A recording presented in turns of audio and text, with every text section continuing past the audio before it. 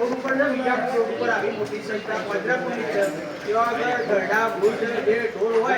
એ કોઈ ખેડૂત રાખતો હોય અને પછી ઉંમર લાયક થાય કંઈક થાય એટલે એ જો લોકો 1500 2000 રૂપિયાની પાકી એ ઢોર રાખો એ દિવસ જોઈ સાચવવાના અને બીજી એક સંસ્થા અંદર ગામમાં અને